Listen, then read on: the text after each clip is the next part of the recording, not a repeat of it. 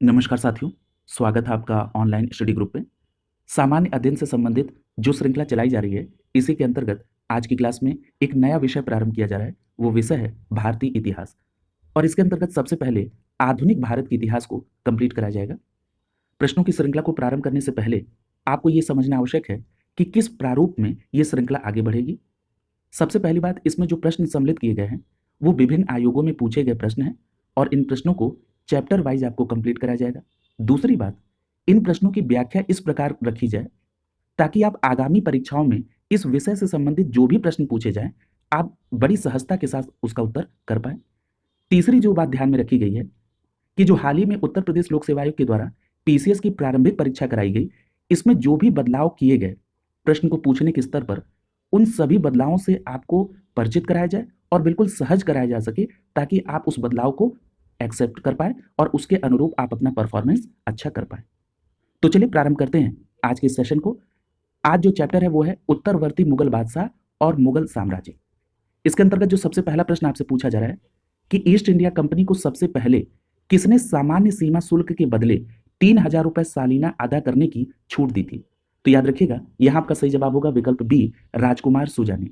याद रखिएगा, राजकुमार शाह शुजा ने ईस्ट इंडिया कंपनी को सबसे पहले सीमा शुल्क के बदले 3,000 रुपए सालाना अदा करने की छूट दी थी। क्लियर? तो यहां पर आपका बी विकल्प आंसर हो जाएगा। अब जरा समझिए कि जो शाह शुजा था इसके बारे में आपको क्या क्या बातें ध्यान में रखनी है। सबसे पहले इसका परिचय देखिए। ये जो राजकुमार शाह शुजा था, ये मुगल बादशाह शाहजहां का दूसरा लड़का था। याद रखिएगा, इसका जो ड्यूरेशन है वो 1616 से 1661 का है और सबसे पहले राजकुमार शाह शुजा ने ईस्ट इंडिया कंपनी को व्यापार के लिए छूट प्रदान की और इस छूट क्या थी कि सामान्य सीमा शुल्क के बदले 3,000 रुपए वार्षिक प्रदान किया जाए और साथ ही साथ बंगाल, बिहार और उड़ीसा में मुक्त व्यापार की अनुमति भी प्रदान की गई। अब यह प्रश्न उठता है कि शाह शुजा ने यह छूट क्यों दी ईस्ट इंडिया कंपनी को। तो याद रखिएगा, एक ब्रिटिश चिकित्सक थे जिनका नाम था डॉक्टर बैटन और ये जो डॉक्टर बैटन है, इन्होंने मुगल राजघराने की जो संभ्रांत महिलाएं थी उनको जो असाध्य रोग था उसका सफलतापूर्वक इलाज किया और इसी से प्रसन्न होकर शाह शुजा के द्वारा ब्रिटिश ईस्ट इंडिया कंपनी को सामान्य सीमा शुल्क के बदले 3,000 रुपए वार्षिक प्रदान करने और साथ ही साथ बंगाल, बिहार और उड़ीसा में मुक्त व्यापार करने की अनुमति प्रदान की। और इस अनुमति को क्या कहते हैं? तो इस अनुमति को निशान कहते हैं। क्लियर? देखिए, अभी मैंने आपको एक परिचय के दौरान बताया कि जो राजकुमार शाह शुजा था ये किसका लड़का था? शाहजहां का लड़का था। जब आपको मैं मध्यकालीन इतिहास पढ़ाऊंगा तो उसमें मैं आपको बताऊंगा कि शाहजहां के बारे में आपको कौन कौन सी बातें ध्यान में रखनी है। लेकिन एक संक्षिप्त परिचय देख लीजिए कि जो शाहजहां था इसका मूल नाम खुर्रम था और इसका पूरा नाम था सिहाबुद्दीन मोहम्मद शाहजहां। याद रखिएगा, 24 फरवरी 1628 को इसका राज्यारोहण होता है। ये जो शाहजहां है इसके 4 लड़के थे। एक लड़के का नाम दारा शिकोह, दूसरे लड़के का नाम शाह शुजा जिसकी यहाँ चर्चा हो रही है, तीसरे लड़के का नाम औरंगजेब था और चौथे लड़के का नाम मुराद बख्श था। याद रखिएगा, शाहजहां ने दारा शिकोह को अपना उत्तराधिकारी घोषित किया था, जिससे जो इसके अन्य पुत्र थे उन्होंने इसका विद्रोह कर दिया। और यहां पर चूंकि बात हो रही है शाह शुजा की, तो याद रखेंगे शाह शुजा ने बंगाल में स्वयं को स्वतंत्र शासक घोषित कर दिया था और शाह शुजा के द्वारा 2 प्रमुख युद्ध लड़े गए थे जिनको आप यहीं पर कवर कर लीजिए। एक युद्ध है बहादुरपुर का युद्ध और ये जो बहादुरपुर का युद्ध हुआ था ये 1658 में हुआ था। क्लियर? और बहादुरपुर का युद्ध जो 1658 में हुआ ये शाह शुजा और शाही सेना के बीच हुआ जिसमें शाही सेना जीत जाती है। और जो दूसरा युद्ध आपको ध्यान में रखना है वो युद्ध किसके साथ हुआ था? वो शाह शुजा और औरंगजेब के बीच में हुआ था और उस युद्ध का नाम है खजवा का युद्ध। और ये जो खजवा का युद्ध हुआ था ये 1659 में हुआ था, 1659 में। और इस खजवा के युद्ध में शाह शुजा और औरंगजेब के बीच युद्ध होता है और इसमें शाह शुजा हार जाता है और वो अराकान चला जाता है। क्लियर है? तो इतनी बातें आपको इसमें ध्यान में रखनी। अगला प्रश्न देखिए। अगला प्रश्न स्टेटमेंट टाइप का प्रश्न है। इसमें कथन में कहा जा रहा है कि 1707 ईस्वी में औरंगजेब के देहांत के कुछ समय पूर्व औरंगजेब ने साहू को मुक्त कर दिया था। देखिए, ये स्टेटमेंट गलत है। अब ये स्टेटमेंट क्यों गलत है? क्योंकि याद रखिएगा, जो साहू को मुक्त किया गया था ये बात तो सही है, लेकिन ये औरंगजेब के देहांत के पहले नहीं, औरंगजेब के देहांत के बाद में मुक्त किया गया था। क्लियर? याद रखिएगा, जब मोहम्मद मुअज्जम शासक बनता है शाह आलम प्रथम या बहादुर शाह प्रथम के रूप में, तो ये उसको छूट देता है। इस पर अभी चर्चा होगी। तो ये स्टेटमेंट गलत हो गया। कारण में कह रहा है कि जुल्फिकार खान ने यह मत रखा था कि राज्य में साहू की वापसी से मराठों में विभाजन हो जाएगा और इसके कारण शाही राज्य क्षेत्र में लूटमाट करने में वो विफल हो जाएंगे। यानी मराठों के अंदर एक फूट पैदा करने के लिए जुल्फिकार खां का ये सुझाव था कि साहू को छूट दे दी जाए। क्लियर है? तो ये बात यहां पर सही है। तो आप देख रहे हैं ए गलत है लेकिन आर सही है। क्लियर है? अब इस पे विस्तार पे चर्चा करते हैं। तो यहां पर आपका डी विकल्प सही हो जाएगा। ठीक है, यहां पर पहला स्टेटमेंट गलत है लेकिन दूसरा सही है। क्लियर है? अब आइए देखते हैं कि इस प्रश्न में आपको क्या क्या बातें ध्यान में रखनी है। देखिए, एक बात ध्यान रखिएगा कि औरंगजेब की मृत्यु के बाद साहू को मई 1707 में रिहा किया गया और यह सलाह जुल्फिकार खान ने दिया था क्योंकि राज्य में साहू की वापसी से मराठों के अंदर विभाजन होगा और वे शाही राज्य क्षेत्रों में लूटमार नहीं कर पाएंगे।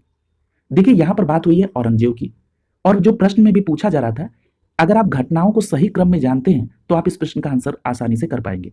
सबसे पहली बात यह समझ लीजिए कि औरंगजेब की जो मृत्यु हुई थी वो 3 मार्च 1707 को हुई अहमदनगर में और औरंगजेब का जो मजार है वो औरंगाबाद में है। औरंगजेब के 5 पुत्र थे। पहले पुत्र का नाम मोहम्मद सुल्तान, दूसरे पुत्र का नाम मोहम्मद अकबर जिसको आप अकबर द्वितीय भी कहते हैं, तीसरे पुत्र का नाम था मोहम्मद मुअज्जम, चौथे पुत्र का नाम था मोहम्मद आजम और पांचवें पुत्र का नाम था मोहम्मद कामबख्श। याद रखिएगा, जब औरंगजेब की मृत्यु हुई उसके पहले इसके 2 लड़के की मृत्यु हो चुकी थी, मोहम्मद सुल्तान और मोहम्मद अकबर यानी अकबर द्वितीय। ये दोनों लड़के औरंगजेब की मृत्यु के पहले ही डेथ कर गए थे। क्लियर है? और याद रखिएगा कि इसमें मोहम्मद मुअज्जम जो था ये काबुल का सूबेदार था, मोहम्मद आजम गुजरात का सूबेदार था और कामबख्श जो था ये बीजापुर का सूबेदार था। क्लियर है? याद रखिएगा, औरंगजेब ने मोहम्मद मुअज्जम को शाह आलम और मोहम्मद आजम को शाह अली जाह की उपाधि दी थी। यह भी प्रश्न आपसे पूछा जाता है। तो याद रखेंगे, औरंगजेब ने मोहम्मद मुअज्जम को शाह आलम और मोहम्मद आजम को शाह अली जाह की उपाधि दी थी। तीनों में उत्तराधिकारी का युद्ध होता है। ठीक है, किसमें किसमें? मोहम्मद मुअज्जम, आजम और कामबख्श में। याद रखिएगा कि बड़े बेटे मोहम्मद मुअज्जम ने साम्राज्य विभाजन का एक प्रस्ताव भी दिया था, लेकिन मोहम्मद आजम ने कहा कि 10 गरीब आदमी एक चादर में सो सकते हैं लेकिन एक सल्तनत में 2 बादशाह नहीं रह सकते। यह स्टेटमेंट था मोहम्मद आजम का। यानी वो मोहम्मद मुअज्जम के इस प्रस्ताव को ठुकरा रहा था। उसके बाद युद्ध होता है। इसमें जो सबसे पहली बात आपको ध्यान में रखनी है वो याद रखनी है जजाऊ का युद्ध। याद रखिएगा, ये जो जजाऊ का युद्ध है ये मोहम्मद मुअज्जम और आजम के बीच होता है और इसमें मोहम्मद मुअज्जम जीत जाता है और आजम मारा जाता है। क्लियर? याद रखिएगा, इसमें मोहम्मद आजम के साथ साथ उसके 2 लड़के भी इसमें मारे जाते हैं। क्लियर? और अगर आपसे पूछा जाए कि जजाऊ का युद्ध कब हुआ था तो याद रखेंगे 18 जून 1707 को।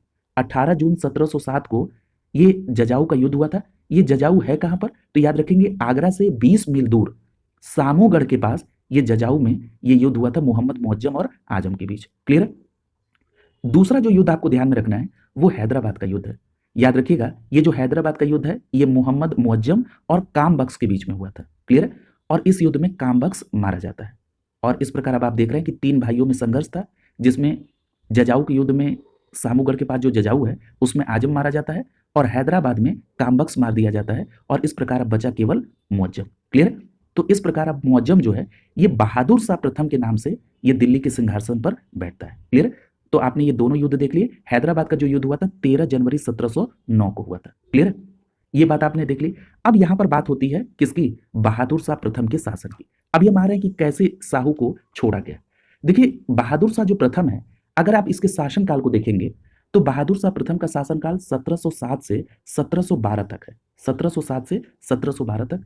याद रखिएगा, इसको शाह आलम फर्स्ट भी कहते हैं। यहां पर एक बात और याद रखिएगा कि जो बहादुर शाह प्रथम है वो एकमात्र मुगल सम्राट है जिसने नाम के पहले सैयद की उपाधि ली थी। याद रखिएगा, ये प्रश्न आपसे पूछा जाता है कि मुगल सम्राट में वो एकमात्र मुगल सम्राट कौन है जिसने अपने नाम के पहले सैयद की उपाधि ली थी? तो आप कहेंगे बहादुर शाह प्रथम या शाह आलम प्रथम। क्लियर है? एक बात और याद रखिएगा कि जो बहादुर शाह प्रथम है ये मुगल सिंहासन पर बैठने वाला सबसे वृद्ध मुगल शासक था। याद रखिएगा, बहादुर शाह प्रथम जब सिंहासन पर बैठा तो वो 63 साल का था। क्लियर है? ये भी प्रश्न आपसे पूछा जाता है। दूसरी बात याद रखिएगा, इसने मराठों के प्रति अस्थिर नीति अपनाई और इस अस्थिर नीति में उसका सुझाव कौन दिया? उसको सुझाव दिया जुल्फिकार खां ने। याद रखिएगा, ये जो जुल्फिकार खां है ये ईरानी दल का था और इसी ने ये प्रस्ताव दिया कि जो शिवाजी का पौत्र है साहू इसको मुक्त कर दिया जाए। क्लियर? अब ये 1689 से लेकर मुगलों की कैद में था साहू, इसको मुक्त करने का सुझाव दिया जुल्फिकार खां ने। और याद रखिएगा, इसको मुक्त क्यों किया जाए? क्योंकि जब साहू बाहर निकल के जाएगा तो वो ताराबाई के साथ आपस में संघर्ष करेगा और जो दक्कन अव्यवस्था है वो उसका शिकार रहा है। ठीक है, ये पूरी चाल थी कि कैसे मराठाओं को आपस में अस्थिर किया जाए। क्लियर है, ताकि साहू और ताराबाई के बीच में संघर्ष हो पाए।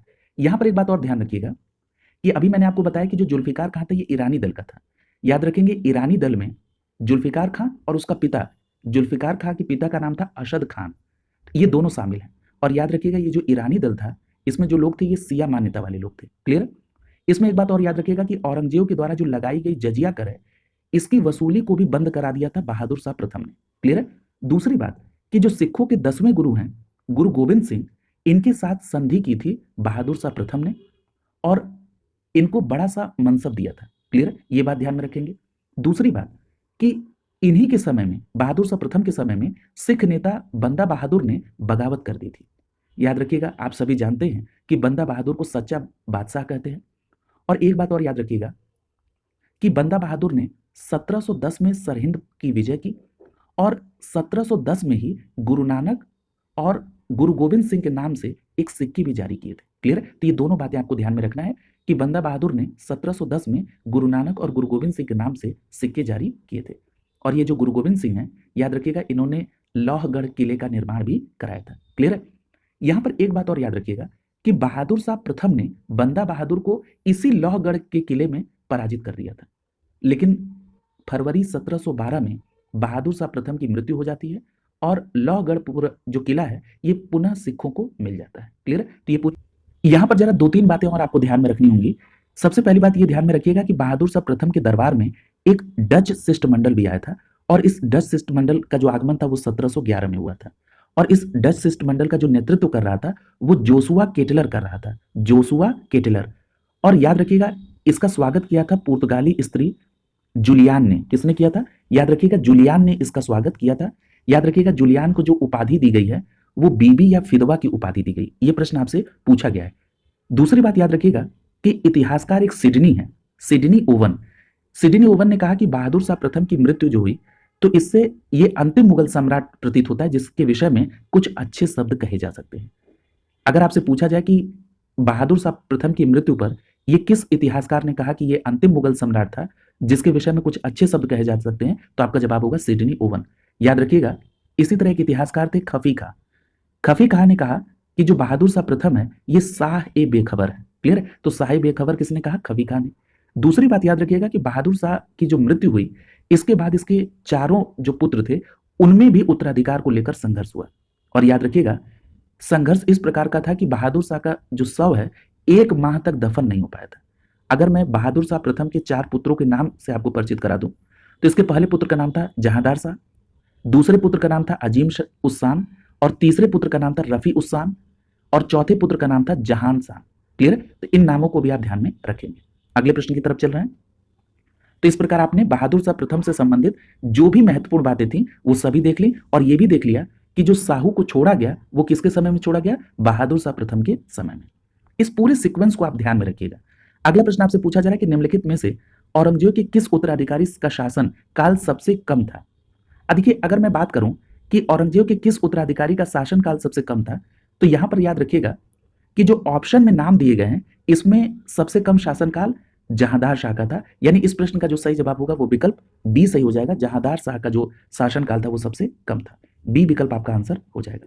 लेकिन यहां पर एक बात और आपको ध्यान में रखना है। याद रखिएगा, अगर औरंगजेब के उत्तराधिकार के शासनकाल में सबसे कम शासनकाल देखें तो वो रफी उद दर्जात का था, लेकिन रफी उद दर्जात आपके ऑप्शन में नहीं था। क्लियर? तब आपने यहां पर जहांदार शाह का नाम सेलेक्ट किया। क्लियर? पहली बात तो ये क्लियर हो गई। याद रखिएगा, रफी उद दर्जात की बात हो रही है तो याद रखिएगा ये क्षय रोग के कारण इसकी मृत्यु हुई थी। क्लियर? और 28 फरवरी से 4 जून 1719 के बीच में इसका शासनकाल रहा है। यानी इसका शासनकाल टोटल 3 माह 4 दिन के लिए रहा। क्लियर है? तो ये बात ध्यान में आप रखेंगे। सबसे छोटा शासनकाल रफी उद दर्जात का था। क्लियर? अब जो आपके विकल्प में नाम दिए गए थे इनका जरा ड्यूरेशन देख लीजिए। बात करते हैं जहांदार शाह की। तो जो जहांदार शाह का जो शासनकाल था 1712 से 1713 तक था। मोहम्मद शाह की बात करें तो 1719 से 1748 तक। अहमद शाह की बात करें तो 1748 से 54 तक इसका शासनकाल था। अभी 1 बाय 1 सभी शासकों पर डिटेल चर्चा होगी। याद रखिएगा जहांदार शाह को अजीम उस शान के पुत्र फर्रुखसियर ने सैयद बंधुओं की सहायता से 11 फरवरी 1713 को हराकर मार डाला। क्लियर? तो ये तो बात आपने देखी जहांदार शाह की। क्लियर? अब देखिए जरा इस सीक्वेंस को समझिए कि जहांदार शाह के संदर्भ में आपको क्या क्या बातें ध्यान में रखनी है। हम लोग बात कर लेते हैं जहांदार शाह की। याद रखिएगा जहांदार शाह कब कब से कब तक था? 1712 से 1713 तक। क्लियर? अभी आपने एक शासक देखा बहादुर शाह प्रथम, जिसका 1707 से 1712 तक था। दूसरा आप शासक देख रहे हैं जहांदार शाह, जिसका 1712 से 1713 तक ड्यूरेशन है। क्लियर? याद रखिएगा बहादुर शाह प्रथम की जब मृत्यु हो गई तो यही जुल्फिकार खां की मदद से जहांदार शाह गद्दी पर बैठता है और वो जुल्फिकार खां को वजीर बना देता है। याद रखिएगा जहांदार शाह ने जय सिंह को मिर्जा राजा की उपाधि दी और मालवा का सूबेदार बनाया। क्लियर? और याद रखिएगा जहांदार शाह ने मारवाड़ के जो अजीत सिंह हैं उनको महाराजा की पदवी दी और गुजरात का सूबेदार बनाया। तो याद रखेंगे जय सिंह को मिर्जा राजा की और अजीत सिंह को महाराजा की उपाधि किसने दी? जहांदार शाह ने। क्लियर? और ये जो जय सिंह थे ये कहाँ के शासक थे? आमेर के शासक थे। एक बात और याद रखिएगा कि जो जहांदार शाह था इस पर उसकी प्रेमिका लाल कुंवर का सबसे ज्यादा प्रभाव था। ये जो लाल कुंवर इसकी प्रेमिका थी ये एक वैश्या थी और इसका प्रभाव जहांदार शाह के ऊपर बहुत था। याद रखिएगा जहांदार शाह को लंपट मूर्ख भी कहा जाता है। क्लियर? और याद रखिएगा कि जो अभी आपने खफी खां का जिक्र देखा था बहादुर शाह प्रथम के दौरान, जिसमें खफी खां ने कहा कि जो बहादुर शाह प्रथम है ये शाह ए बेखबर है, उसी खफी खां ने जहांदार शाह के बारे में भी एक कमेंट किया। क्या कमेंट किया? कहा कि जहांदार शाह के शासनकाल में गायकों, नृत्यकों, चारणों और नाट्यकर्मियों का एक वर्ग बना हुआ था, उनके लिए इस समय अनुकूलता थी। क्लियर? याद रखिएगा जहांदार शाह के शासनकाल के लिए कहा गया कि उल्लू बाज के घोंसले में रहता था और कोयल का स्थान कौवे ने लिया था। ये किसके समय के लिए कहा जाता है? जहांदार शाह के समय के लिए कहा जाता है कि उल्लू बाज के घोंसले में रहता था और कोयल के स्थान पर कौवा ने वो स्थान ले रखा था। क्लियर? यहां पर एक बात और ध्यान में रखिएगा, ये जो जहांदार शाह है इसको इसके भतीजे फर्रुखसियर ने, ये जो फर्रुखसियर ये कौन था? अजीम उस शान का पुत्र था। और ये अजीम उस शान कौन था? ये बहादुर शाह प्रथम का लड़का था। क्लियर है? यानी बहादुर शाह प्रथम का लड़का अजीम उस शान और अजीम उस शान का पुत्र था फर्रुखसियर। और इसी फर्रुखसियर ने जहांदार शाह को हिंदुस्तानी दल के नेता सैयद बंधुओं के साथ मिलकर आगरा में परास्त किया 1713 में, फरवरी 1713 में, और वहीं पर हत्या करवा दी। क्लियर? तो याद रखिएगा ये जो सैयद बंधु थे ये हिंदुस्तानी दल के नेता थे और सैयद बंधुओं में दो लोग हैं, इसमें एक अब्दुल्ला खां है और दूसरे हुसैन अली खां। क्लियर? तो ये सभी बातें आपको ध्यान में रखनी होंगी। अगला देखिए, अगला जो प्रश्न आपसे पूछा जा रहा है कि जहांदार शाह सिंहासन पर बैठा मरणोपरांत। अब देखिए ये प्रश्न आपके लिए कितना आसान हो गया। आपसे पूछा जा रहा है कि जहांदार शाह सिंहासन पर बैठा किसके मरने के बाद? तो आपको पता है कि बहादुर शाह प्रथम की मृत्यु के बाद जुल्फिकार खां की मदद से जहांदार शाह गद्दी पर बैठा था। क्लियर? तो यहां पर आपका सही जवाब क्या होगा? विकल्प बी आपका आंसर हो जाएगा। अगला प्रश्न पूछ रहा है कि फर्रुखसियर के फरमान से किसने सहूलियत पाई? अब जैसे ही आपको फर्रुखसियर का नाम आ गया आपने देख लिया दो बातें, अजीम उस शान का लड़का था और इसने जहांदार शाह की हत्या करा दी थी। अब देखिए एक बात ध्यान रखिए, करा कि फर्रुखसियर के फरमान से किसने सहूलियत पाई थी? तो यहां पर आपका सही जवाब क्या होगा? बंगाल में अंग्रेजी व्यापार में। सी विकल्प सही हो जाएगा। अब इस पर डिटेल चर्चा करते हैं कि कैसी सहूलियत मिली थी और क्यों मिली थी। क्लियर? आइए जरा देखते हैं फर्रुखसियर के बारे में। सबसे पहली बात तो यह समझ लीजिए कि जिस फरमान की बात हो रही है 1717 में अंग्रेजी ईस्ट इंडिया कंपनी को 3000 रुपए वार्षिक के बदले बंगाल में बिना चुंगी व्यापार करने का अधिकार प्रदान किया गया। साथ ही साथ 38 गांवों को खरीदने की अनुमति मिली और बंगाल में शाही मुद्रणालय के उपयोग की भी अनुमति दी गई। याद रखिएगा इस प्रकार जो प्रदान की गई रियायतें हैं इनको इतिहासकारों ने अंग्रेजी व्यापार का मैग्ना कार्टा कहा। क्लियर? तो याद रखेंगे इस फरमान के तहत कंपनी को माल के परिवहन के लिए पास जारी करने के लिए भी अधिकृत किया गया था। क्लियर? देखिए फर्रुखसियर की अगर हम बात करें, अगर इसमें अब डिटेल चर्चा हो जाए तो जो फर्रुखसियर का शासनकाल था वो कब से कब तक था? तो 1713 से लेकर 1719 तक इसका शासनकाल था। किसका? फर्रुखसियर का। याद रखिएगा इसके शासनकाल में जो सैयद बंधु थे वो प्रभावशाली थे। क्लियर? याद रखिएगा अब्दुल्ला खां इसमें वजीर था और जो हुसैन अली खां था वो फर्रुखसियर के शासनकाल में मीर बख्शी नियुक्त किया गया था। याद रखिएगा फर्रुखसियर ने जुल्फिकार खां की हत्या करा दी थी, ठीक है, जिस जुल्फिकार खां ने जहांदार शाह को बैठाया था। यानी अब आप देख रहे हैं फर्रुखसियर ने जहांदार शाह को भी मरवा दिया और जुल्फिकार खां की भी डेथ करा दी। क्लियर है?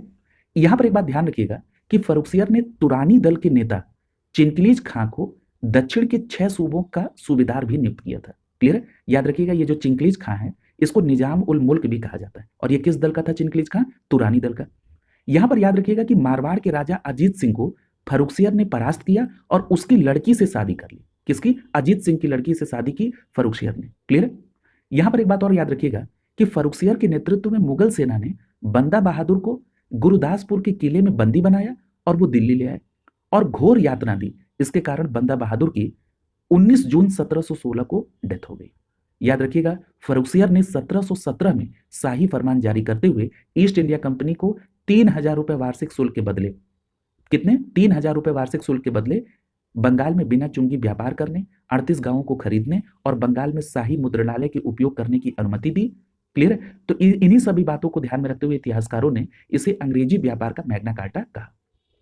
और साथ ही साथ फर्रुखसियर ने कंपनी को माल के परिवहन के लिए दस्तक यानी पास भी जारी करने के लिए अधिकृत किया। यहां पर एक बात और याद रखिएगा कि मीर जुमला के प्रभाव में आकर सैयद बंधुओं के खिलाफ फर्रुखसियर षड्यंत्र रचता है, लेकिन फर्रुखसियर के इस षड्यंत्र को सैयद बंधु भांप जाते हैं और सैयद बंधुओं ने इससे पहले मराठा नेता साहू के सहयोग से 1719 में, फरवरी 1719 में फर्रुखसियर का गला दबाकर हत्या करवा दी। क्लियर है? यहां पर एक बात और याद रखिएगा कि ये जो फर्रुखसियर है इसको घृणित कायर सम्राट कहते हैं या इसी फर्रुखसियर को गीदड़ शायर भी कहा जाता है। क्लियर है? तो ये सभी बातें आपको ध्यान में रखनी होंगी। अगले प्रश्न की तरफ चलिए।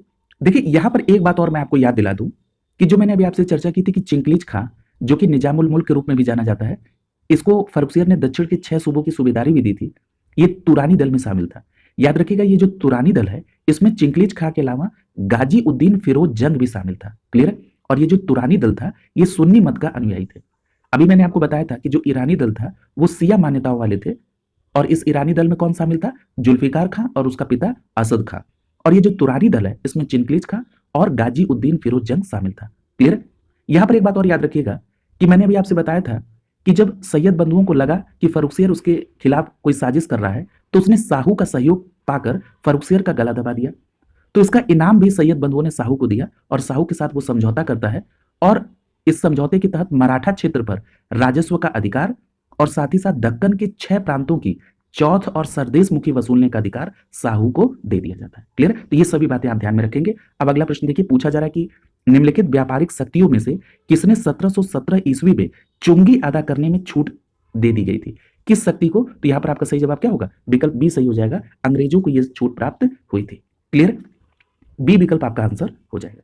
अगला प्रश्न देखिए, पूछा जा रहा है कि उत्तरकालीन मुगल शासक के सैयद बंधुओं के बारे में निम्नलिखित में से कौन सा कथन सही नहीं है? सैयद बंधुओं के बारे में आपसे पूछा जा रहा है। यहां पर इसमें पहले लिखा है कि वे जहादार शाह को सत्ता में लाए थे।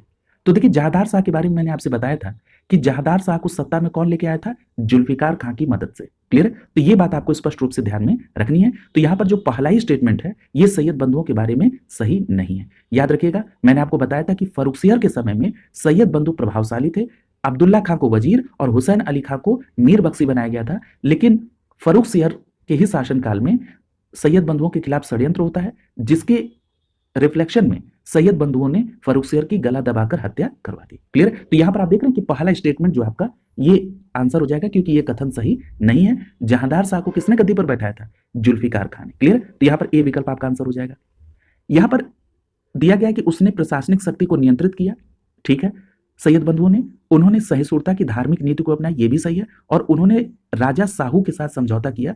अभी मैंने पिछले ही प्रश्न में आपको ये डिटेल में इसमें चर्चा की थी। आइए इसमें देखते हैं सैयद बंधुओं के बारे में क्या क्या बातें आपको ध्यान में रखनी होंगी।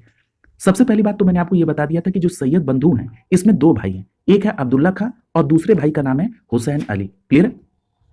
यहां पर एक बात ध्यान रखिएगा, ये जो सैयद बंधु थे ये हिंदुस्तानी दल के नेता थे और सैयद बंधुओं को सम्राट निर्माता भी कहा जाता है। क्लियर? इन्होंने फर्रुखसियर को जहादार शाह के विरुद्ध जीत दिलवाई और उसे बादशाह बनाया। अभी मैंने चर्चा की थी और आपसे यह भी चर्चा की कि फर्रुखसियर ने अब्दुल्ला खां को वजीर और हुसैन अली को मीर बख्श का पद दिया था। याद रखिएगा ये जो सैयद बंधु हैं इन्होंने प्रशासन की जो शक्ति का नियंत्रण है वो अपने हाथों में ले रखा था और सैयद बंधुओं ने धार्मिक सहिष्णुता की नीति अपनाई थी और कई जगहों पर तीर्थ यात्रा कर को हटा दिया था।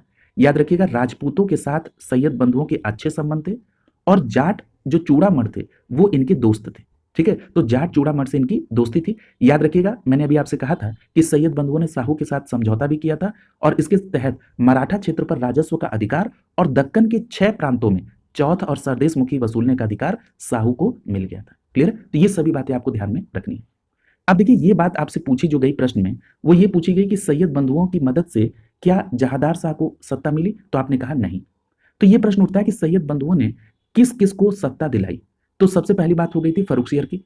याद रखिएगा, फर्रुखसियर के अलावा रफी उर दर्जात, रफी उद दौला और मोहम्मद शाह, इन सभी को सम्राट बनाने का काम सैयद बंधुओं ने किया था। क्लियर? ये सभी बातें आपको ध्यान में रखना है।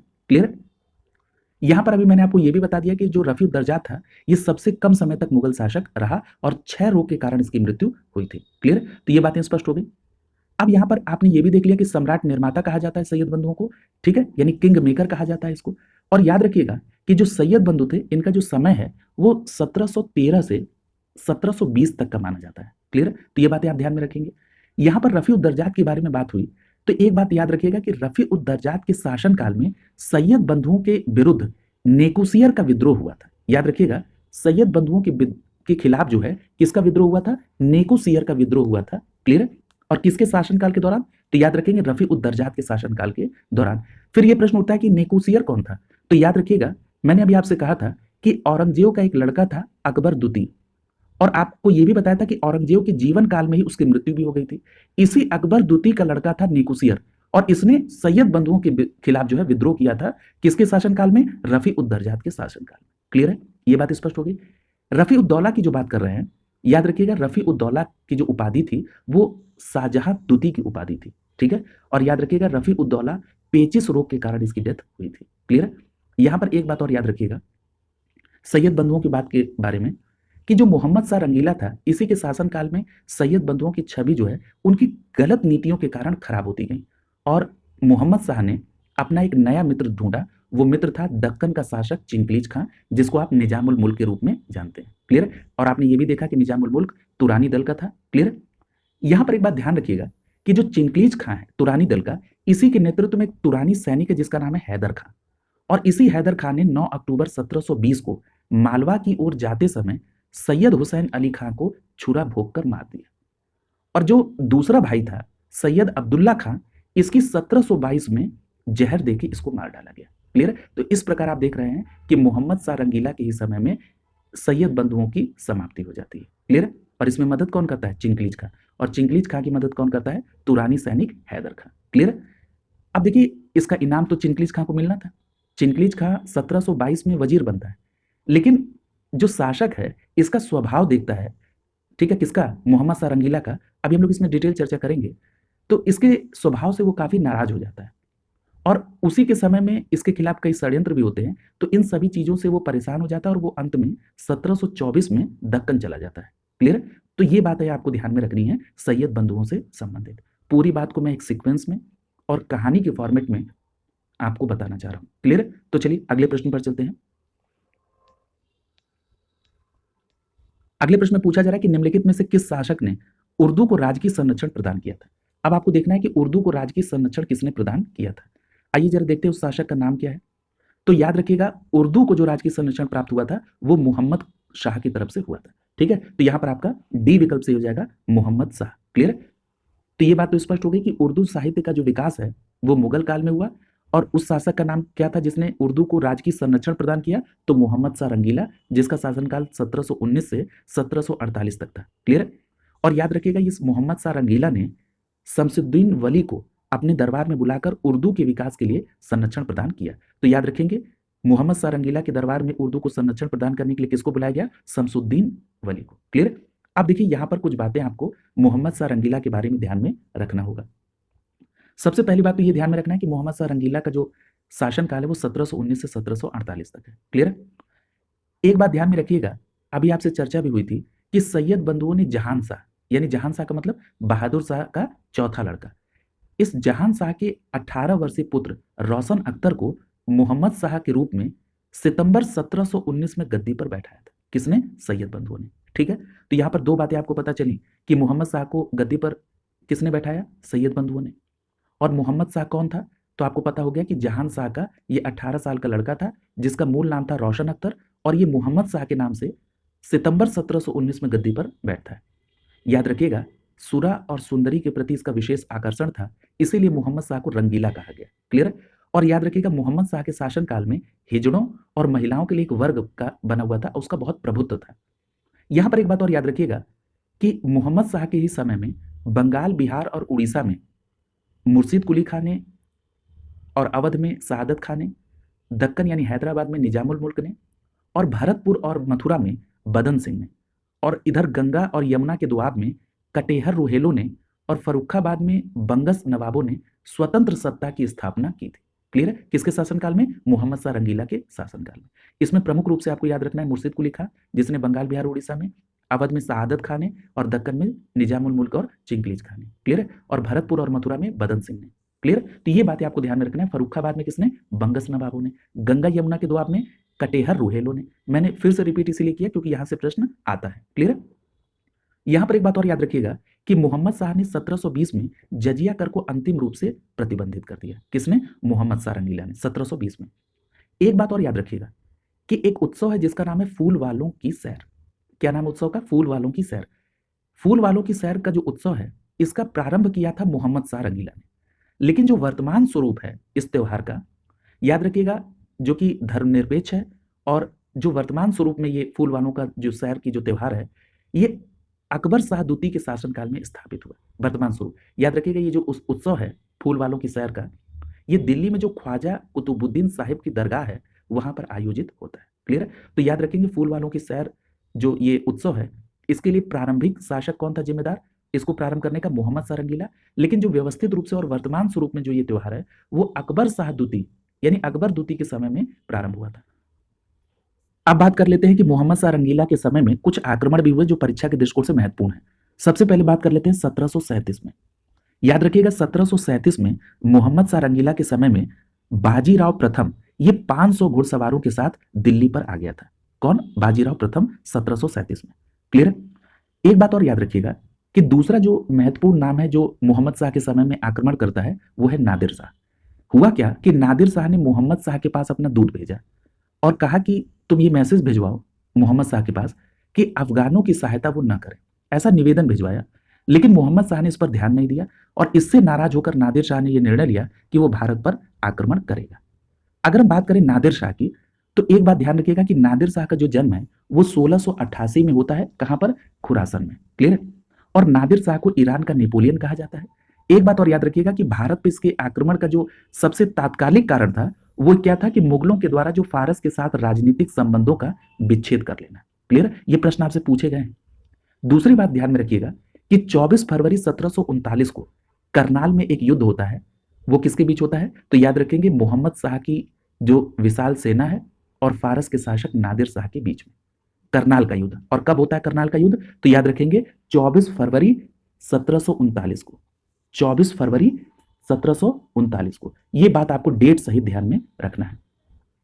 याद रखिएगा, ये जो करनाल का युद्ध होता है, इसमें मुगल सेना बुरी तरह से पराजित हो जाती है, यानी इसमें कौन जीत जाता है? नादिर शाह। लेकिन याद रखिएगा कि निजामुल मुल्क इसने मध्यस्थता की और 50 लाख रुपए दिलवा दिए नादिर शाह को। किससे? मोहम्मद शाह से। और मोहम्मद शाह को वहां से बचा लिया। क्लियर है? अब यहां पर एक बात और ध्यान रखिए कि जब निजामुल मुल्क ने मोहम्मद शाह को बचा लिया नादिर शाह से, कितने रुपए की मध्यस्थता करके? 50 लाख रुपए के। 50 लाख रुपए नादिर शाह को दे दिए जाएंगे। लेकिन एक बात ध्यान रखिएगा कि अवध का उसी समय नवाब था शहादत खां। ये जो शहादत खां था, ये गया मिलने के लिए नादिर शाह से और कहा कि आपका दिमाग खराब है साहब, दिल्ली पर आक्रमण करेंगे तो इस 50 लाख की जगह पर आपको 20 करोड़ रुपए मिलेंगे। नादिर शाह को यह बात समझ में आ जाई और 20 मार्च 1739 को, कब? 20 मार्च 1739 को इसने दिल्ली पर चढ़ाई कर दी। 20 मार्च 1739 को नादिर शाह दिल्ली में प्रवेश कर जाता है और वो 15 मई तक रहता है, यानी लगभग 57 दिन तक वो दिल्ली में रहता है और दिल्ली को खूब लूटता है और लगभग 30,000 लोगों का कत्ल भी करवाता है। याद रखिएगा, नादिर शाह जब लौटता है तो वो अपने साथ तख्ते ताउस, याद रखिएगा तख्ते ताउस जो है ये शाहजहां के द्वारा बनवाया गया था, और कोहिनूर हीरा भी वो ले जाता है। क्लियर है? और याद रखिएगा कि जब नादिर शाह इस अवध के नवाब शहादत खां से 20 करोड़ रुपए मांगता है तो वो न दे पाने की कंडीशन में होता है, इसलिए शहादत खां ने जहर खाकर आत्महत्या भी कर ली। क्लियर है? तो ये पूरी कहानी थी नादिर शाह के आक्रमण की। जो मुख्य बातें आपको ध्यान में रखनी है, क्लियर है, कि करनाल का युद्ध 24 फरवरी 1739 को, क्लियर है, और उसके बाद दिल्ली में जो वो प्रवेश करता है 20 मार्च 1739 को। क्लियर है? तो ये डेट भी आपको ध्यान में रखनी होगी। अब देखिए एक और आक्रमण है, और ये आक्रमण किसके समय हो रहा है? मोहम्मद शाह के समय में। ध्यान रखिएगा 1747 में नादिर शाह की डेथ हो जाती है। 1747 में जब नादिर शाह मर जाता है तो अहमद शाह अब्दाली अफगानिस्तान का शासक बनता है। भारत में पंजाब में एक सूबेदार था शहनवाज खां। ये शहनवाज खां अहमद शाह अब्दाली से कहता है कि वो भारत पर आक्रमण करने के लिए आए। और याद रखिएगा अहमद शाह अब्दाली ने भारत पर कुल 7 आक्रमण किए। अहमद शाह अब्दाली को दुर्रे दुरानी कहा जाता है। दुर्रे दुरानी का मतलब होता है युग का मोती। क्लियर है? तो ये भी प्रश्न पूछा जाता है। याद रखिएगा अहमद शाह अब्दाली के समय में ये जो अहमद शाह अब्दाली एक युद्ध लड़ता है पानीपत का तृतीय युद्ध, ये भी प्रश्न आपसे पूछा जाता है। याद रखिएगा पानीपत का जो तृतीय युद्ध है ये 14 जनवरी 1761 को हुआ था। पानीपत का तृतीय युद्ध 14 जनवरी 1761 को अहमद शाह अब्दाली और मराठों के बीच हुआ था। मराठों के जो सेनापति थे उनका नाम सदाशिव राव भाऊ था। सदाशिव राव भाऊ था और उस समय पेशवा था बालाजी बाजीराव। क्लियर है? यहां पर एक बात और याद रखिएगा कि अहमद शाह अब्दाली जीत जाता है इस युद्ध में, और अवध का जो नवाब था उस समय सुजाउद्दौला, उसने अहमद शाह अब्दाली का साथ दिया। याद रखिएगा ये जो सदाशिव भाऊ थे इनका जो साथ दिया था वो भील प्रमुख इब्राहिम खान ने दिया था। क्लियर है? तो ये बात ध्यान में रखिएगा। तो अहमद शाह अब्दाली यहां जीत गया पानीपत का तृतीय युद्ध। एक प्रश्न और पूछा जाता है कि तोपखाने का नेतृत्व कौन कर रहा था? तो याद रखिएगा इब्राहिम गारदी कर रहा था। क्लियर है? और याद रखिएगा कि जो अहमद शाह अब्दाली है ये जाते जाते नजीबुद्दौला को मीर बख्शी बना देता है। ये भी प्रश्न पूछा जाता है कि अहमद शाह अब्दाली ने किसको मीर बख्शी बनाया था? तो याद रखिएगा नजीबुद्दौला को। क्लियर है? अब ये पूरी बात हो गई किसकी? मोहम्मद शाह रंगीला की और उसके समय में हुए आक्रमणों की, और जो जो घटनाएं हुई वो सब आपने देखा। लेकिन एक बात यहां पर मुख्य रूप से ध्यान में रखिएगा कि जो मैंने आपको यहां पर पानीपत का तृतीय युद्ध को रिलेट कराया वो अहमद शाह अब्दाली के कारण कराया। ये जो पानीपत का तृतीय युद्ध है इस समय मुगल शासक कौन था? शाह आलम द्वितीय। क्लियर? क्योंकि 1761 में हो रहा है। ठीक है? और मोहम्मद शाह का शासनकाल कब से कब तक है? 1719 से 1748 तक। क्लियर हो गया? अब अगले प्रश्न पर चलिए। और एक बात और याद रखिएगा कि जो मोहम्मद शाह रंगीला है ये 26 अप्रैल 1748 को इसकी मृत्यु हो जाती है, और मोहम्मद शाह रंगीला का जो लड़का है इसका नाम अहमद शाह है। अब ये दिल्ली की गद्दी पर बैठेगा। क्लियर? अगला देखिए। अब देखिए अगर हम अहमद शाह को भी यहीं पर कोरिलेट करा दें तो ये बात पूरी हो जाएगी। देखिए अहमद शाह ये किसका लड़का था? मोहम्मद शाह रंगीला का। और अहमद शाह का जो शासनकाल है ये 1748 से 1754 तक था। क्लियर है? यानी मोहम्मद शाह रंगीला का 1719 से 1748 और उसके बाद उसके लड़के का जिसका नाम अहमद शाह है 1748 से 1754 तक। याद रखिएगा अहमद शाह के समय में भी अहमद शाह अब्दाली ने भारत पर 5 बार आक्रमण किया। अहमद शाह शासक का नाम था और इसी के समय में अहमद शाह अब्दाली ने भारत पर 5 बार आक्रमण किया। याद रखिएगा ये जो बादशाह अहमद शाह था इसने सफदर जंग को वजीर नियुक्त किया था, और इसका एक मित्र था जो हिजड़ों का सरदार था जिसका नाम था जावेद खां। इस जावेद खां को नवाब बहादुर की उपाधि दी। तो अगर आपसे यह प्रश्न पूछा जाए कि हिजड़ों के सरदार जावेद खां को नवाब बहादुर की उपाधि किसने दी, तो आपका जवाब होगा अहमद शाह ने। और सफदर जंग को वजीर किसने नियुक्त किया? अहमद शाह ने। क्लियर? हालांकि बाद में सफदर जंग ने इस नवाब बहादुर की हत्या भी करवा दी थी। यहां पर एक बात और याद रखिएगा कि मराठों के सहयोग से इमाद उल मुल्क सफदर जंग को अपदस्त कर देता है और वो स्वयं वजीर बन जाता है। ठीक है? तो ये भी बात ध्यान में रखिएगा कि इसी ने सफदर जंग को वजीर भी बनाया और इमाद उल मुल्क ने मराठों के साथ मिलकर इसी सफदर जंग को पद से हटाया और वो स्वयं इमाद उल मुल्क क्या बन जाता है? वजीर बन जाता है।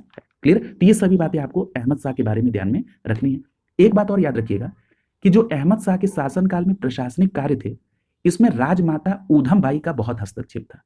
याद रखिएगा ये जो ऊधम बाई हैं इनकी एक उपाधि थी, उस उपाधि का नाम था किबला ए आलम। क्या था? किबला ए आलम। क्लियर? और एक बात और याद रखिएगा कि जो इमाद उल मुल्क है जिसकी मैं अभी चर्चा कर रहा था, जिसको गाजिउद्दीन भी कहते हैं, इसने मराठों की सहायता से अहमद शाह को अंधा किया और सलीमगढ़ की जेल में डाल दिया। और याद रखिएगा आलमगीर दूती को फिर सत्ता पर बैठाया। किसने? इमाद उल मुल्क ने, अर्थात गाजिउद्दीन ने। क्लियर? तो ये पूरी बातें आपको ध्यान में रखनी होंगी। अब अगले प्रश्न की तरफ आप चलिए। अगले प्रश्न में देखिए पूछा जा रहा है कि निम्नलिखित में से कौन सा एक दिल्ली में नादिर शाह के सैन्य अभियान की सफलता के लिए संभव कारण नहीं था। अब देखिए नादिर शाह के बारे में आपने पूरी बातें देख ली। अब पूछ रहा है कि इसके सैन्य अभियान की सफलता के लिए कौन संभव कारण नहीं था। पहला करा है कि कमजोर मुगल सम्राट, ये तो संभव कारण है। दूसरा करा है कि उत्तर पश्चिम सीमांत में मजबूत रक्षा का अभाव, तो ये भी बात सही है। अगला करा है कि दिल्ली की रक्षा के लिए विलंब से तैयारी, ठीक है, तो ये भी बात यहां पर है। अगला करा है कि आक्रमणकारी सेना के द्वारा बेहतर सैन्य प्रौद्योगिकी का प्रयोग, ये उसकी सफलता के लिए संभव कारण नहीं है। कोई बेहतर सैन्य प्रौद्योगिकी ऐसी नहीं थी, ठीक है, तो यहां पर आपका देख रहे हैं डी विकल्प आंसर हो जाएगा। क्लियर है? तो ये बात स्पष्ट हो गई कि जो दिल्ली में नादिर शाह का जो सैन्य अभियान की जो सफलता थी, उसमें यह संभव कारण नहीं है ये कहा जाए कि आक्रमणकारी सेना के पास बेहतर सैन्य प्रौद्योगिकी थी, ये स्टेटमेंट गलत है। ये बात सही है कि दिल्ली की रक्षा के लिए विलंब से तैयारी की गई, उत्तर पश्चिम सीमांत प्रांत में मजबूत रक्षा का अभाव था और कमजोर मुगल सम्राट थे, इसके कारण वो यहां पर आने में सफल रहा। अब देखिए पूरी बात पर चर्चा हो चुकी है कि नादिर शाह यहां पर अपार धन के कारण आकर्षित हुआ था, ठीक है, और 1738 के अंतिम दिनों में वो उत्तर पश्चिम की सीमा की जो सुरक्षा का अभाव है, इसके कारण वो भारत में प्रवेश कर लेता है 1738 के अंतिम समय में, ठीक है। और एक बात और याद रखिएगा कि जिस समय नादिर शाह का आक्रमण हुआ उस समय भारत में कमजोर मुगल सम्राट थे और उस सम्राट का नाम था मोहम्मद शाह रंगीला। और नादिर शाह और मोहम्मद शाह के बीच में 1739 में करनाल का युद्ध होता है, इसमें डिटेल चर्चा हो चुकी है। दिल्ली के अयोग्य मुगल शासक और उनकी गुटबाजी के कारण नादिर शाह ने दिल्ली में कत्लेआम किया और याद रखिएगा आपसी फूट के कारण वो इसमें सक्सेस हुआ। नादिर शाह वापस जाते समय तख्ते ताउस और कोहिनूर हीरा ले गया। तख्ते ताउस को शाहजहां ने बनवाया था, इसमें मैंने डिटेल चर्चा आपसे कर ली है। अगला प्रश्न पूछा जा रहा है कि निम्नलिखित में से किस मुगल बादशाह ने आलमगीर द्वितीय की उपाधि धारण की थी। देखिए आलमगीर द्वितीय की उपाधि किसने धारण की थी, याद रखिएगा यहां पर आपका जो सही जवाब होगा वो विकल्प ए सही हो जाएगा, अजीजुद्दीन ने। किसने? अजीजुद्दीन ने। तो याद रखेंगे अजीजुद्दीन ने आलमगीर द्वितीय की उपाधि धारण करके वो मुगल बादशाह बना था। यहां पर आपका ए विकल्प आंसर हो जाएगा। क्लियर? तो देखिए अब बात किसकी होगी, आलमगीर द्वितीय की। क्लियर? आलमगीर द्वितीय के बारे में एक बात ध्यान में रखिएगा कि जो आलमगीर द्वितीय था ये इसका मूल नाम क्या था, अजीजुद्दीन। और ये जो अजीजुद्दीन था ये जहांदार शाह का दूसरा लड़का था। जहांदार शाह के दूसरे लड़के का नाम अजीजुद्दीन था और यही अजीजुद्दीन जब बादशाह बना तो उसने उपाधि ली आलमगीर द्वितीय की। क्लियर है? एक बात और याद रखिएगा कि इसे वजीर इमाद उल मुल्क, जिसको आप गाजिउद्दीन के नाम से जानते हैं, अहमद शाह के स्थान पर बादशाह की गद्दी पर बैठाता है। अभी चर्चा हुई थी कि गाजिउद्दीन और इमाद उल मुल्क ने अहमद शाह को अंधा किया और सलीमगढ़ की जेल में डलवा दिया और उसके बाद आलमगीर द्वितीय को सत्ता पर बैठाया। क्लियर? तो ये बात स्पष्ट होगी। कई बार ये प्रश्न पूछता है कि इस शासक को किसने गद्दी पर बैठाया, तो याद रखेंगे आलमगीर द्वितीय को किसने गद्दी पर बैठाया, तो याद रखेंगे इमाद उल मुल्क या गाजिउद्दीन। क्लियर? एक बात याद रखिएगा कि जो आलमगीर द्वितीय है इसका जो शासनकाल है वो 1754 से 1759 तक था। और याद रखिएगा इस अपने 5 साल के कार्यकाल में वो इस इमाद उल मुल्क के हाथों का खिलौना बनकर रहा। यहां पर अभी एक बात समझ लीजिए कि जो अभी आपने देखा कि अजीजुद्दीन ने आलमगीर द्वितीय की उपाधि धारण की थी, याद रखिएगा ये आलमगीर की उपाधि औरंगजेब की थी। क्लियर? तो इसीलिए उसने इस उपाधि को लेते वक्त कहा कि अजीजुद्दीन अब से आलमगीर द्वितीय के नाम से जाना जाएगा। क्लियर? यहां पर एक बात और याद रखिएगा कि आलमगीर द्वितीय के ही समय में प्लासी का युद्ध होता है। प्लासी का युद्ध कब हुआ था? 23 जून 1757 को। प्लासी का युद्ध कब हुआ था? 23 जून 1757 को। याद रखिएगा ये जो प्लासी जगह है ये पश्चिम बंगाल में है और इसमें रॉबर्ट क्लाइव ने ब्रिटिश ईस्ट इंडिया कंपनी की सेना का नेतृत्व किया और बंगाल के नवाब सिराजुद्दौला और उसकी जो साथ फ्रांसीसी सहयोगी थे इनको हरा दिया। किसने? रॉबर्ट क्लाइव ने, जो नेतृत्व कर रहा था किसका? ब्रिटिश सेना का। क्लियर? यहां पर एक बात और याद रखिएगा कि ब्रिटिश साम्राज्य की जो नींव पड़ी वो इसी प्लासी के युद्ध से बनी जाती है। क्लियर? तो ये बात स्पष्ट हो गई कि प्लासी के युद्ध में रॉबर्ट क्लाइव ने बंगाल के नवाब सिराजुद्दौला और उनके फ्रांसीसी सहयोगियों को हरा दिया। याद रखिएगा मीर जाफर को बंगाल की गद्दी पर बैठाया गया। एक बात और याद रखिएगा कि जिस गाजिउद्दीन और इमाद उल मुल्क ने आलमगीर द्वितीय को गद्दी पर बैठाया था उसी ने इस आलमगीर द्वितीय की हत्या भी करवा दी। क्लियर? तो ये भी बात ध्यान में रखेंगे कि आलमगीर द्वितीय ने अहमद शाह की भी हत्या करवाई उसको अंधा करके और इधर आलमगीर द्वितीय की भी हत्या करा दी। क्लियर? तो ये सभी बातें आपको ध्यान में रखनी है। यहां पर एक बात और ध्यान रखिएगा, एक सीक्वेंस की बात कर रहे हैं तो इसमें 2 बातें और ध्यान रखिए। जब आलमगीर द्वितीय की डेथ हो गई, उसकी हत्या करवा दी गाजिउद्दीन ने, तो यानी इमाद उल मुल्क ने, तो उसने काम बख्श के पौत्र मुही उल मिल्लत, क्या नाम था? काम बख्श का पौत्र था मुही उल मिल्लत, इसको शाहजहां तृतीय के नाम से दिल्ली की गद्दी पर बैठाया। देखिए मुही उल मिल्लत जो था ये काम बख्श का पौत्र था और इसके पिता का नाम क्या था? मुही उल मिल्लत के इसके पिता का नाम था मुही उस सुन्नत। मुही उस सुन्नत। क्लियर? इसको गद्दी पर किसने बैठाया? इमाद उल मुल्क ने। लेकिन उसी समय आलमगीर द्वितीय की मृत्यु के बाद उसका जो लड़का था जिसका नाम अली गौहर था, ये उस समय पटना में था और पटना में ही उसने शाह आलम द्वितीय की उपाधि के साथ अपने आप को सुल्तान घोषित कर दिया। क्लियर है? तो आपने देखा कि जब आलमगीर द्वितीय की डेथ होती है तो उसके डेथ के बाद मुगल साम्राज्य में अब 2 स्थानों पर 2 बादशाह बैठ गए। यानी मुगल साम्राज्य में आलमगीर द्वितीय की डेथ के बाद 2 अलग-अलग स्थानों पर 2 बादशाह बैठे थे। एक बादशाह था मुही उल मिल्लत, जिसको इमाद उल मुल्क ने बैठाया था, जो कामबख्श का पौत्र था दिल्ली में, और एक आलमगीर द्वितीय की का लड़का था अली गौहर, जिसने शाह आलम द्वितीय की उपाधि के साथ वो सुल्तान बना। और जो शाह आलम द्वितीय के साथ वो सुल्तान बना था, वो डेट थी 22 दिसंबर 1759 की। कब बना था? 22 दिसंबर 1759 को। क्लियर? तो ये बात आपको ध्यान में रखना होगा। और ये जो इमाद उल मुल्क ने मुही उल मिल्लत को शाहजहां तृतीय के नाम से सिंहासन पर बैठाया, इसका भी जरा ड्यूरेशन देख लीजिए। याद रखिएगा 10 दिसंबर 1759 से लेकर 10 अक्टूबर 1760 तक ये गद्दी पर रहा। क्लियर? तो ये बात ध्यान में रखिएगा। अब अगले प्रश्न की तरफ चलते हैं। अगला प्रश्न कर रहा है कि निम्नलिखित में से किस एक शासक ने ईस्ट इंडिया कंपनी को दीवानी प्रदान की थी? ईस्ट इंडिया कंपनी को दीवानी किसने प्रदान की थी? तो यहां आपका सही जवाब होगा शाह आलम द्वितीय ने। ईस्ट इंडिया कंपनी को दीवानी किसने प्रदान की थी? तो शाह आलम द्वितीय ने प्रदान की थी। यहां पर आपका सी विकल्प आंसर हो जाएगा। अब देखिए यहां पर एक बात ध्यान रखिएगा शाह आलम द्वितीय के बारे में। शाह आलम द्वितीय के बारे में अभी हमने आपसे चर्चा की कि इसका मूल नाम क्या था? अली गौहर। और ये किसका लड़का था? आलमगीर द्वितीय का।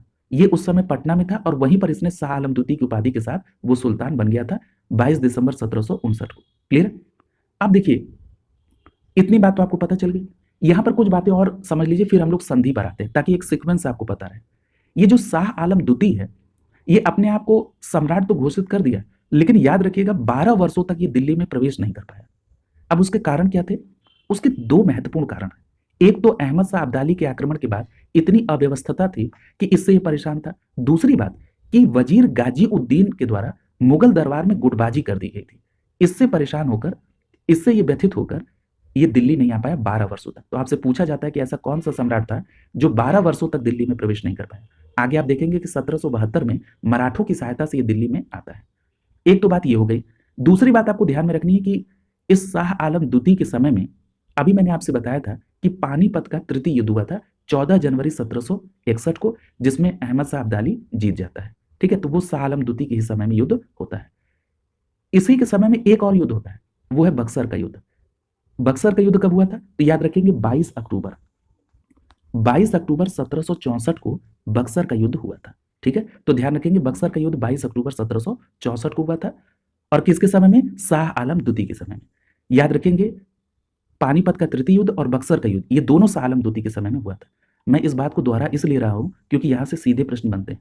बस आपको पूरी स्टोरी को ध्यान से एक सीक्वेंस बनाते हुए, तथ्यों को ध्यान में रखते हुए, जो भी आपको ईयर बताया जा रहा है उसको ध्यान में रखिए। निश्चित रूप से आपको सफलता मिलेगी।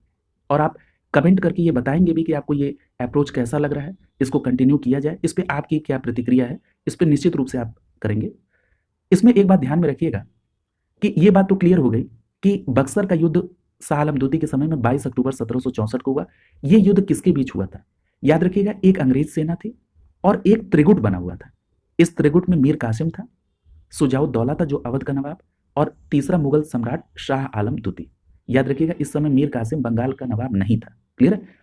एक बात ये ध्यान रखिएगा कि इस त्रिगुट को अंग्रेजों ने हरा दिया, यानी इसमें अंग्रेजों ने शाह आलम द्वितीय को पराजित कर दिया। और बक्सर के युद्ध में अंग्रेजों का जो नेतृत्व कर रहा था वो हेक्टर मुनरो कर रहा था। याद रखिएगा बक्सर का जो युद्ध होता है उसके बाद 2 संधियां होती हैं, इलाहाबाद की प्रथम संधि और इलाहाबाद की द्वितीय संधि। यहां पर देखिए एक्सप्लेनेशन में इलाहाबाद की संधियों के बारे में जिक्र कर रहा है।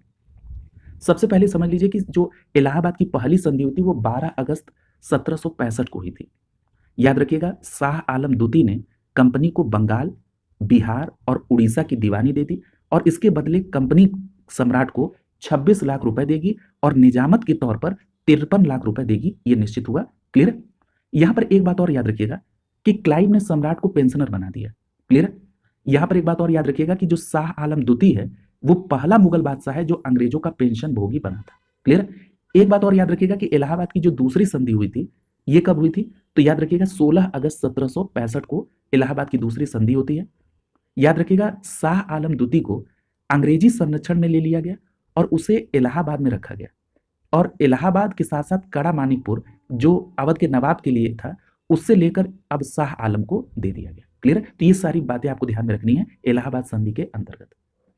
यहां पर एक बात और याद रखिएगा कि ये बात मैंने स्पष्ट कर दी कि शाह आलम द्वितीय वो पहला मुगल बादशाह हो गया जो अंग्रेजों का पेंशन भोगी बन गया था। यहां पर मैंने आपसे अभी चर्चा के दौरान कहा कि 12 वर्षों तक शाह आलम द्वितीय दिल्ली नहीं आ पाया था। 1772 में मराठों की सहायता से वो दिल्ली पर आया और सिंहासन पर बैठा।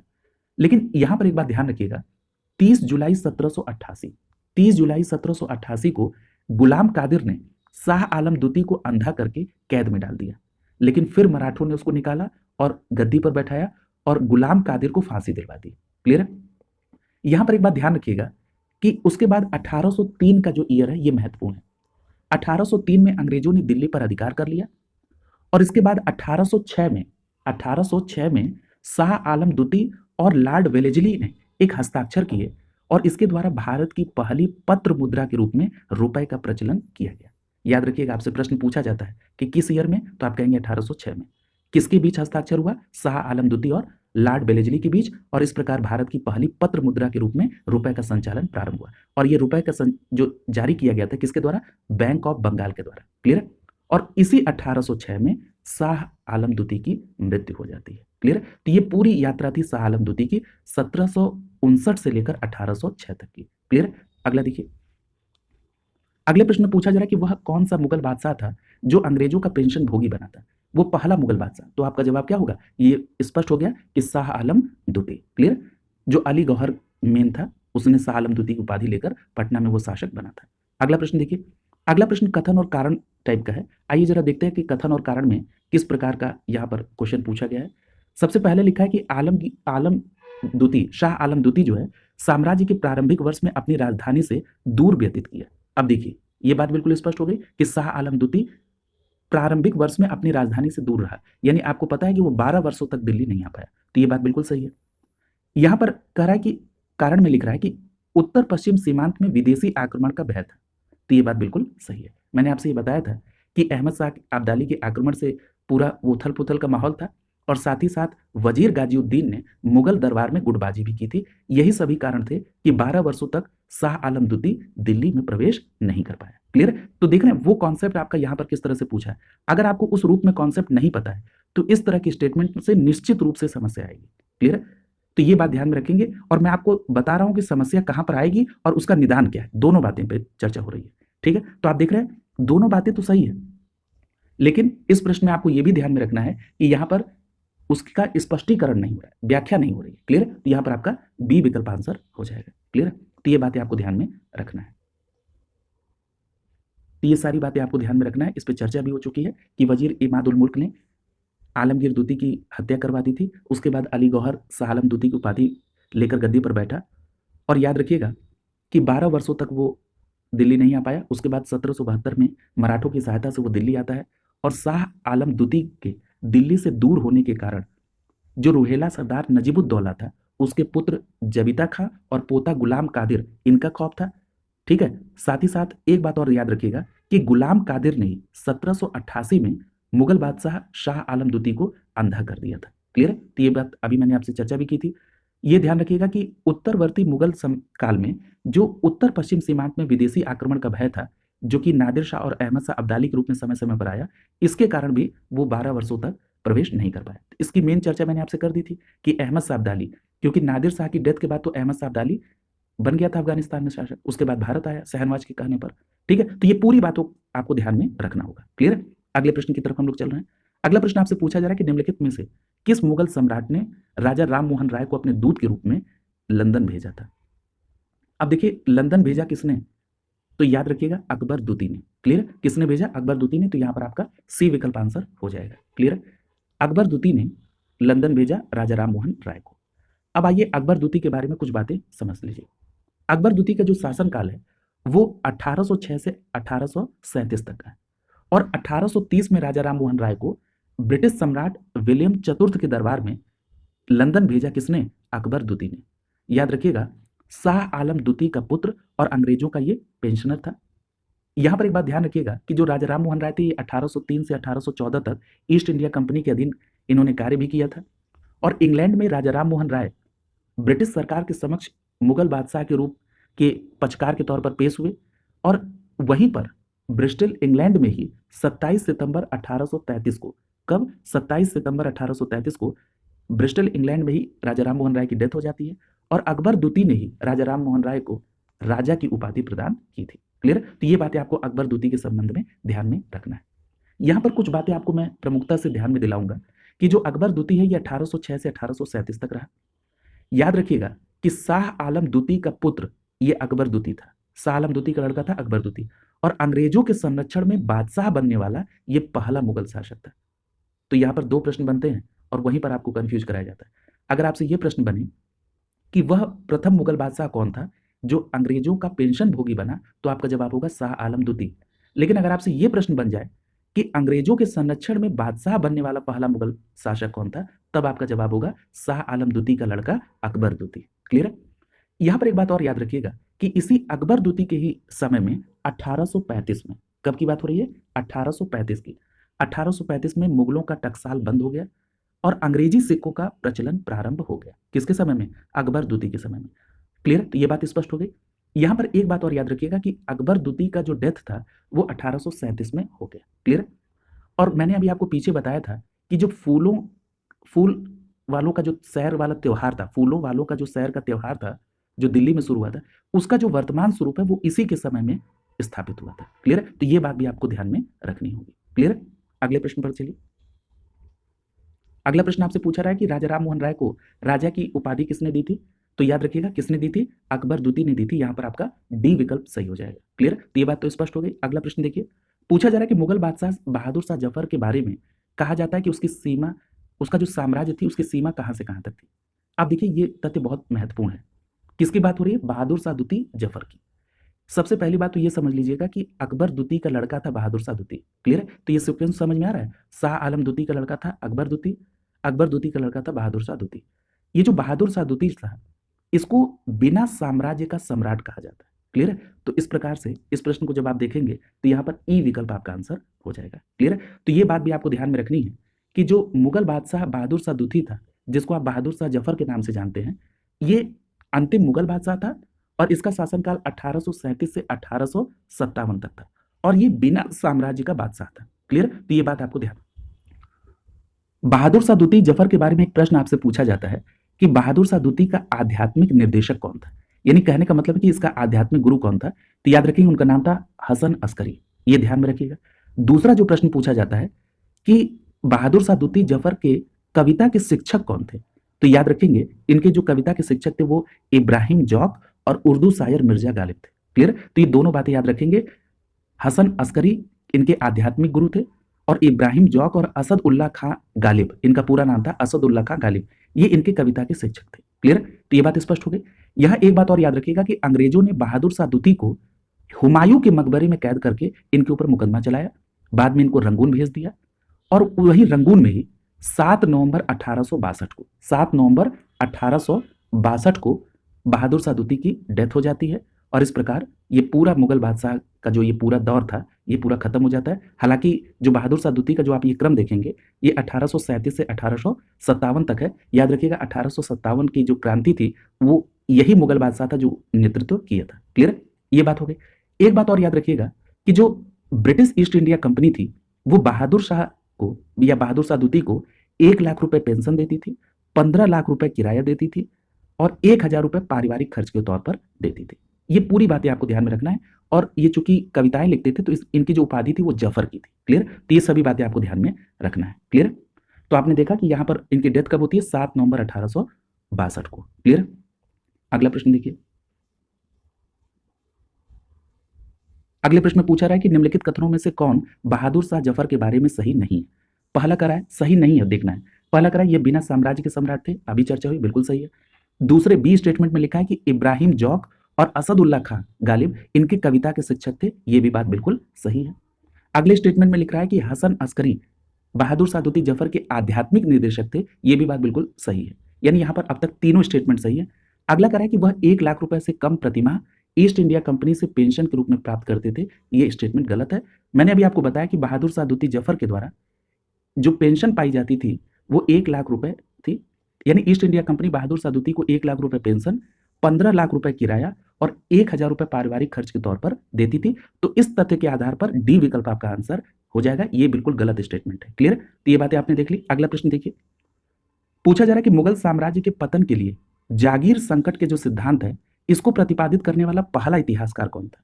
तो सबसे पहले तो इसका आंसर देखिए, इसका आंसर हो जाएगा विकल्प डी, सतीश चंद्र। ठीक है, यानी सतीश चंद्र वो पहले इतिहासकार थे जिन्होंने मुगल साम्राज्य के पतन के लिए जागीर संकट सिद्धांत दिया था। तो यहां पर आपका डी विकल्प आंसर हो जाएगा। अब आपके मन में एक प्रश्न उठ रहा होगा कि ये जागीर संकट सिद्धांत क्या है?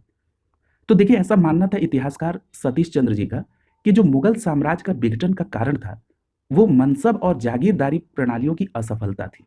इसीलिए इन्होंने, सतीश चंद्र जी ने जागीर संकट के सिद्धांत को प्रतिपादित किया और ये कार्य करने वाले वो पहले इतिहासकार थे। क्लियर? तो इतनी बात ये ध्यान रखनी है कि मुगल साम्राज्य के विघटन का जो मेन कारण सतीश चंद्र ने बताया वो मनसब और जागीरदारी प्रणालियों की असफलता थी। क्लियर? तो इसी को कहते हैं जागीर संकट सिद्धांत।